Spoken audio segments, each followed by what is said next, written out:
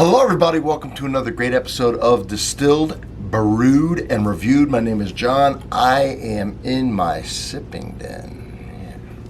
I do everything that has anything to do with alcohol. That's what I review. I also do my famous Sunday morning coffee reviews.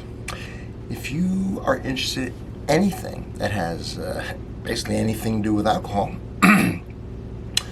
or coffee, you have come to the right place. Welcome home. You no longer have to go anywhere else, okay? You have found the Mecca. And I always say the same thing, which is, well, I always ask for a sub, of course, right? You gotta be motivated. The other thing is, I ask that you check out my playlist because it's the most extensive, categorized, and easy to navigate playlist on YouTube. It is truly amazing. And once you check it out, that'll be all she wrote. Well, today, what am I doing? Something cool. This is kind of for St. Patrick's Day. This is a limited edition St. Patrick's Day bottle from Kentucky Owl Bourbon. Now, Kentucky Owl is known for sourcing rare whiskeys, kind of abandoned whiskeys, and blending them together, come out with limited editions. Right? Kentucky Owl 1, 2, 3, 4, and so on and so forth. This one, St. Patrick's Edition. Yeah, Kentucky Owl, Kentucky Straight Bourbon Whiskey, limited release. We'll look at it. Let me let you take a real good look at that. All right. So it's a pretty bottle. It stands out. It's about $135. It's kind of, I guess it's expensive for Kentucky Owl. It's kind of not too bad, believe it or not. Some writing on the back. I know it's a little blurry, but this little stamp down here says, this is a collaboration. So this is a collaboration between John Rhea, a master blender, a member of the Kentucky Bourbon Hall of Fame. He used to be the blender, maybe the master distiller, but he certainly worked at Four Roses for a while. And Louise McGuane, who is an Irish whiskey bonder, which is basically a whiskey blender from Ireland. And what the plan here is to take this 4 to 11-year-old blend of bourbons and tease out some of the flavors from the bourbon that you normally get in Irish whiskey. Such as maybe some citrus, some apple, some pear, honey, and some of the ones you get in this whiskey as well. Now, I thought it was going to be where they're looking for the barley characteristics, but no, they're looking for the fruit more. So let's see what, because it's worth looking at this. I'm excited about this. It's a beautiful looking bottle, you know. It's 100 proof, release number 1. When they're done with this, these bottles are going to be sent to Ireland, and Louise McGuane's going to use them for some. But that's no big deal because 90+% of all the whiskey in Ireland, Scotland, and Japan, frankly, are finished in ex-bourbon barrels. So, Bardstown, Kentucky, by Kentucky Owl, LLC. In celebration of the long-standing ties that bond Irish and Kentucky whiskey making. I'll tell you about that real quick. So Kentucky was basically settled by the Scotch-Irish. Came over here with a thirst and a knowledge for whiskey to Kentucky. We didn't have the same grains, okay? Barley really doesn't grow that well here. But corn does. So they took the knowledge and they used what's here, corn, and then one thing led to another, got into bourbon, which was invented in Kentucky. It's a whole different story, but that is the tie. Okay, and then it just says, Kentucky Owl has partnered with Irish whiskey blender, basically, Louise McGuane, to help create a Kentucky Straight Bourbon Whiskey. This St. Patrick's Edition brings together traditional bonding skills of selecting rare whiskey, barrels, and unique flavor profiles. Yeah. With the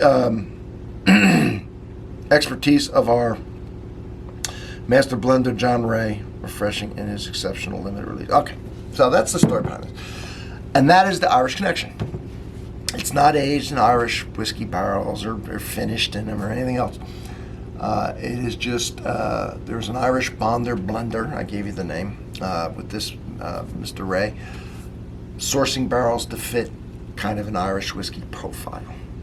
Pure bourbon. So, without any further ado, Let's open this bad boy. All right. Kentucky Owl. Established in, looks like 1879. Probably not gonna, I don't know if the camera's gonna pick it up. But either way, it's got, all right. Let's see what we got, folks.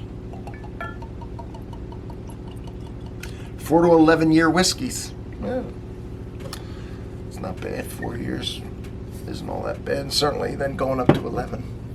Don't know what the mixture is. I'll put this here so we can look. What am I doing? What am I doing? All right. So here it is. It looks getting into a mid copper. Not a copper petty that's totally almost dark brown. And not a brand new shiny one. Somewhere in the middle. Is how it would getting darker. The copper is getting darker. All right.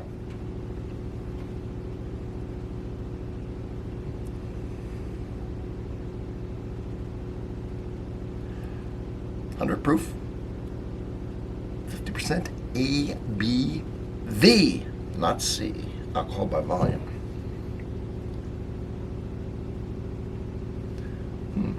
All right. Very pleasant.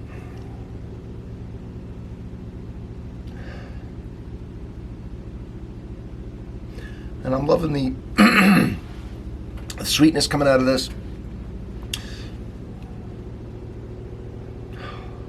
And that's the usual bourbon sweetness that I'm getting out of this, okay? The maple, brown sugar.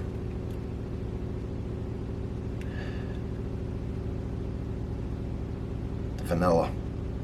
The oak.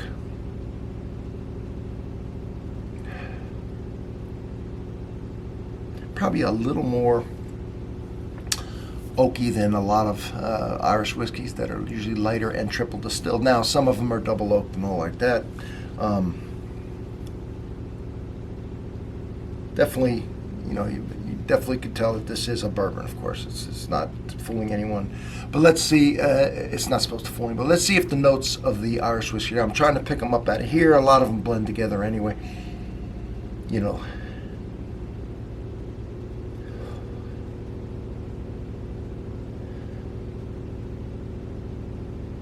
And that vanilla and that buttery smell.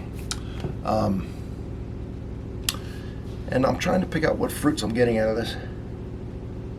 Of course, I just opened it, poured it out of the neck. It will develop.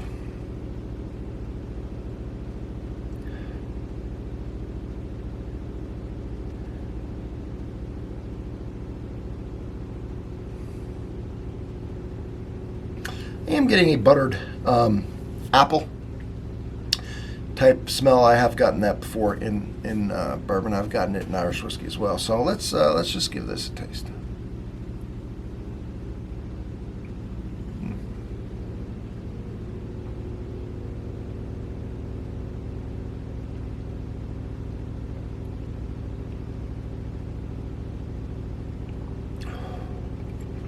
Two things. Those of you that know me know that I always take an acclimation sip, which is what that was. The minute I took that in, it felt thick and oily, and I like that. So now we will go in for the actual tasting. I just want to acclimate myself to this. It's the only thing I've had today, and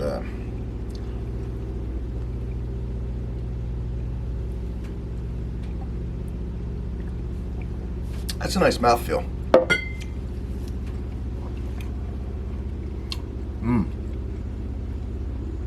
That is a nice caramelized, just brown sugar caramel. Ooh, it's like you took brown sugar and put it with butter and heated it up and made that whatever that is called.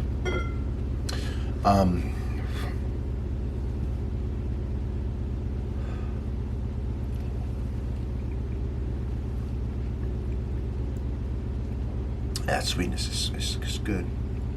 It's real nice. And this is a blend of rye and wheated whiskey, by the way. Bourbon, that is. And I'm getting a lot of that rye in here. I'm getting a lot of that heat, a lot of that. I mean, it's not 100 proof, isn't a big deal necessarily, but a A lot of that spice that comes from the rye. Baking some cinnamon, nutmeg, allspice, that type of stuff that you get. Strong cinnamon, hot cinnamon coming out of this. With the sweetness, it's kind of a cool balance. And that sweet, sugary butter mixed with it, and then you add some hot cinnamon to it. Now we're talking about something very, very interesting. It's got a lot of layers to it. It's thick, like I told you. So let's see.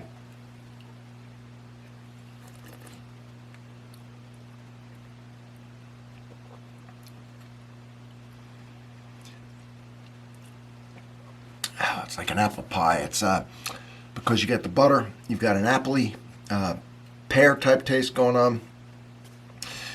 The sugar, all those things in a pie. The vanilla be like kind of like the crust, a little bit of the touch of that grain.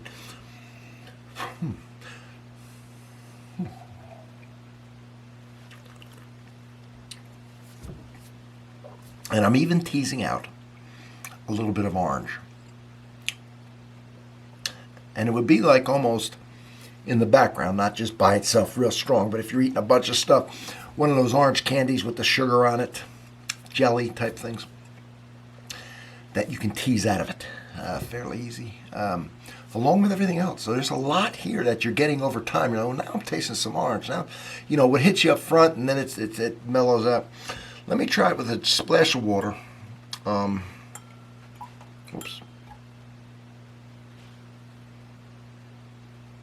All right. Kentucky water too. Yeah. In the heart of Kentucky.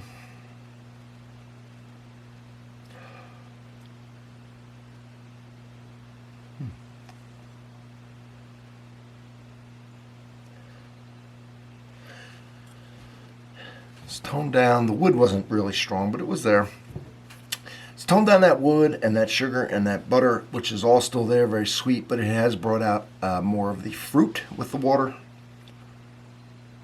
Oh, definitely, yeah. So.